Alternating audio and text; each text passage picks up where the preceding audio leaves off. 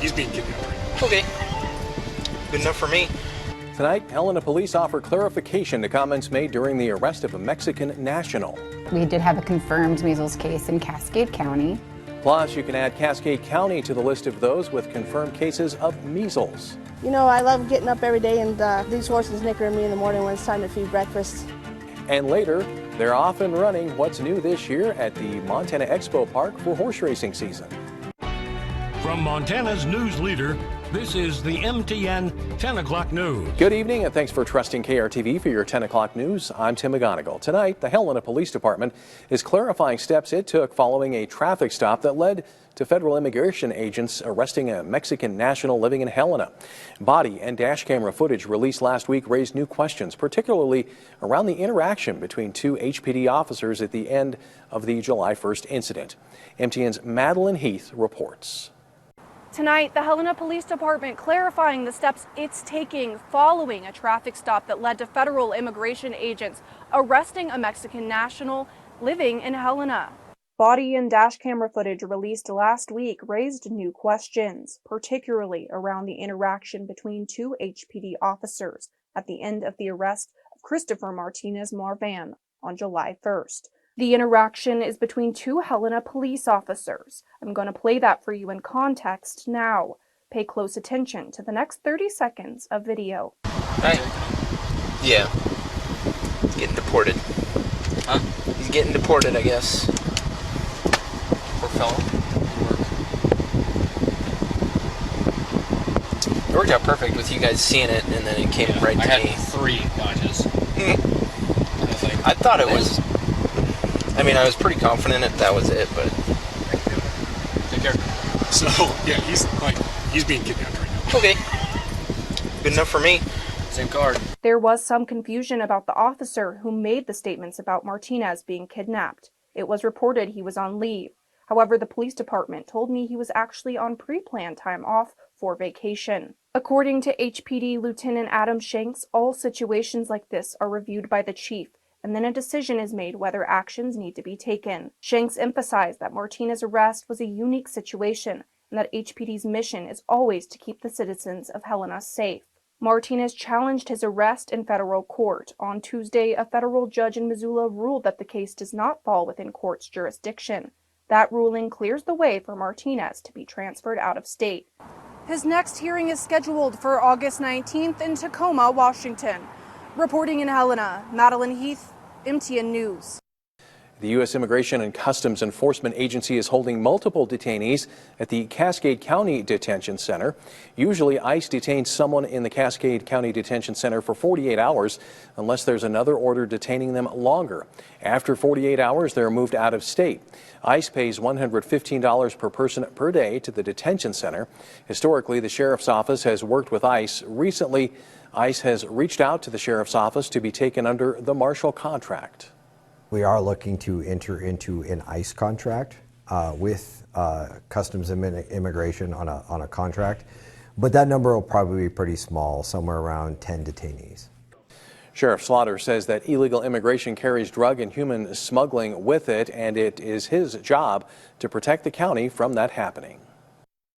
Well, yesterday we were adding up the record rainfall totals. Today we were enjoying much more summer-like conditions. So what's in store for the rest of the week? Ryan Dennis has the answer from the Storm Tracker Weather Center.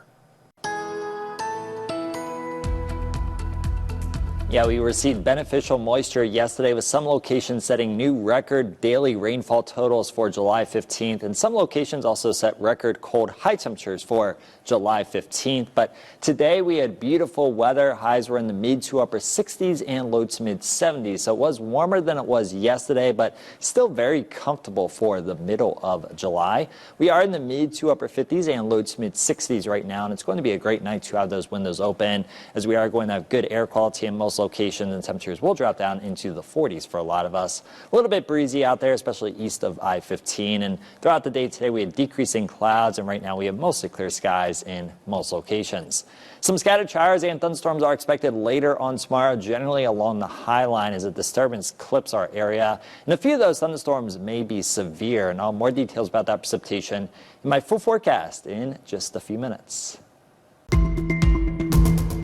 According to the Centers for Disease Control, there are now more than 1,300 confirmed measles cases in the United States, and one of the latest is in Cascade County.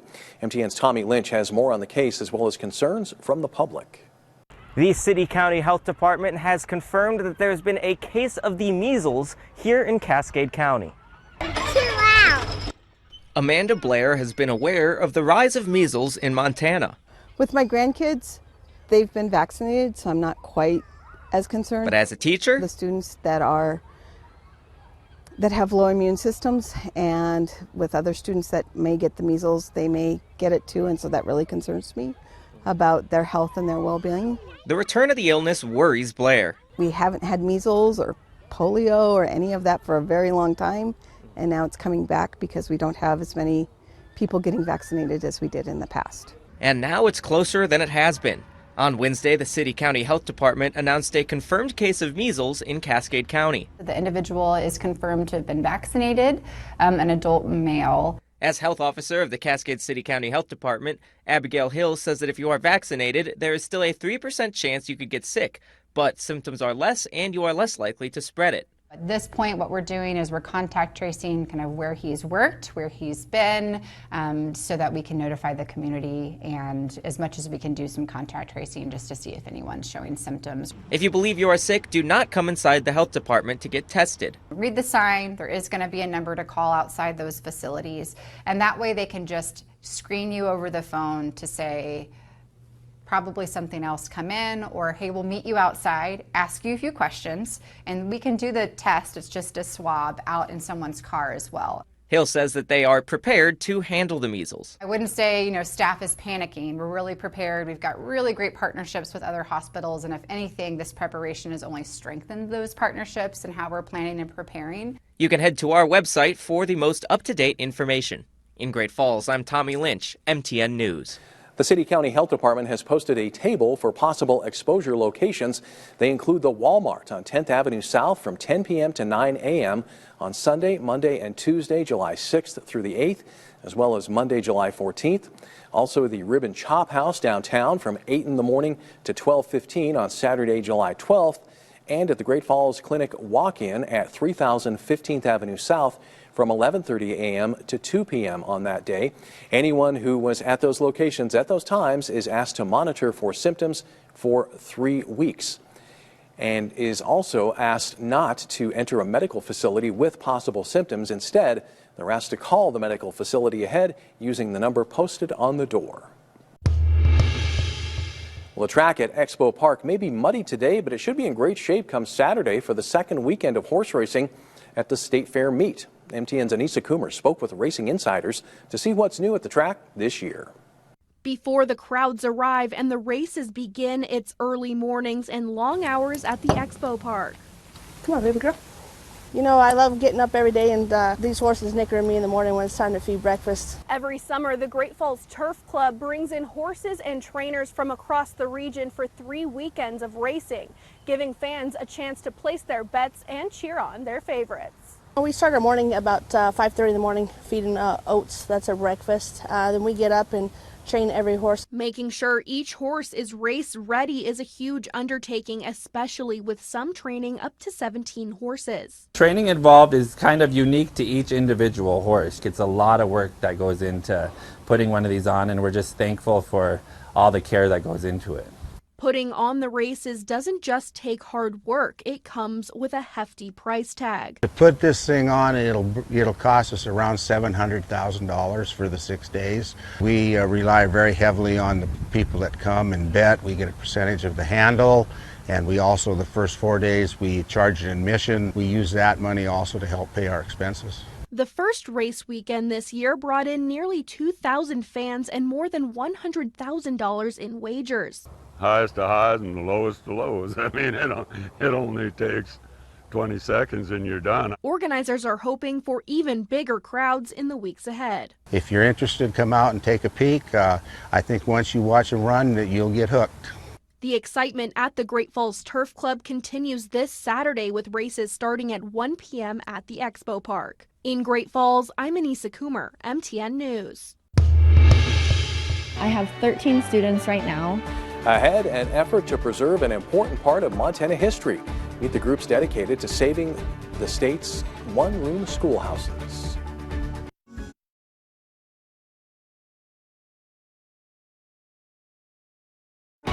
From Montana's news leader, you're watching the MTN 10 o'clock news. Welcome back. Nearly 50% of all Montanans live in rural areas, and most have direct ties to agriculture. Easy access to healthcare, retail goods, and even groceries can sometimes be a challenge. Fortunately, education has long been the exception. Montana has more one-room schoolhouses than any state in the nation, but that is changing with rural schools closing at an alarming rate. In tonight's Montana Ag Network report, MTN's Kagan Harsha takes a closer look at what's happening and one group's mission to preserve these pieces of Montana history. Hey, buddy, will you look through your folder? If you've ever wondered what school looked like at the turn of the 20th century, there's no need for a time machine. Just take a drive through the Paradise Valley to Pine Creek Elementary south of Livingston. I have 13 students right now. Taylor Neibauer teaches K through second grade at this rural Montana school. This is my third year here. Yeah. One of roughly 100 still active rural schoolhouses. L-E. Oh. More than any other state in the nation. I see everything they do. It's way better for kids who have like short attention spans. When they're with me, we're going. But little by little, even here in Montana, these schools are not going. They're dwindling. Montana once had upwards of 2,600 one-room schools. That number today is right around 50. Thank you for having us. Fortunately, this is a special place. When one door closes, another door opens. We let the schoolhouse talk to us and tell us what it needs. Eli Smith is with Preserve Montana, a nonprofit working to save these rural schools by rehabbing and repurposing them. Every different use creates a different structure, a different need for restoration. There's a lot of buildings like this across Montana, especially. On this day, Smith and his team are assessing this old one-room school in 16, Montana. During a preservation workshop, Fascia is the roof line, teaching others how to restore these buildings.